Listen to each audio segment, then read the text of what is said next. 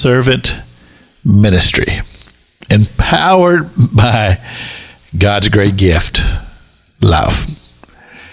Ephesians chapter 3, the Apostle Paul, he gives us some insight here. He talks about love being rooted and grounded. And for us to be able to comprehend the love of God, the length and the depth and the height of God's love. And then he sums it up saying this, that the love of God that passes all knowledge. In other words, we can't even begin to comprehend the great love of God. A few years back, I wrote a book. And I haven't mentioned it on the radio much here lately because it's just something I haven't brought out a whole lot lately. But the 12th chapter of my book is called Dreams and Visions and Stories of Faith. I call it the greatest commandment. And I started this way. I said, remember the old song. What the world needs now is love, sweet love. It's the only thing that there's just too little of. Well, it would appear that the Lord Jesus agrees with that, because he was asked a question. And the question is what is the greatest commandment? And Jesus said to love God, and then he added, love your neighbor as yourself.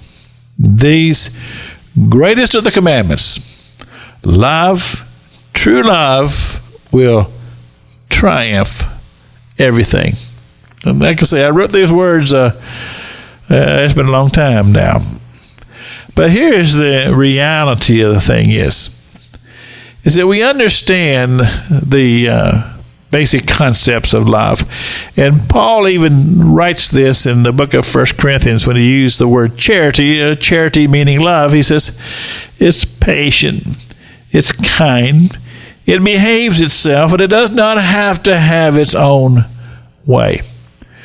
And I like that, but the truth of the matter is that gives us a manifestation of love, but it really doesn't tell us what love is.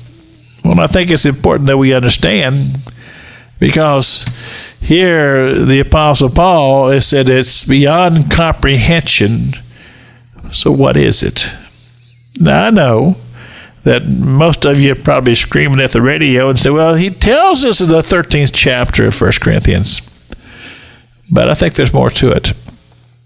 And so I came up with a premise, and I wrote about it here in the book.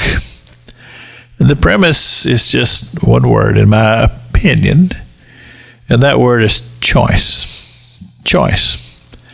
We choose to love. And I know that this is a hard thing for people to grab hold of just from one message here on the radio. But I do think that you should give it some thought, because choice is a very powerful thing. We can lose or choose to love, or we can choose to hate. Sometimes people choose to hate over love, but it is an emotion. And I believe that we can deal with emotions if we choose to. This is Pastor Jack King with the gospel on the radio broadcast.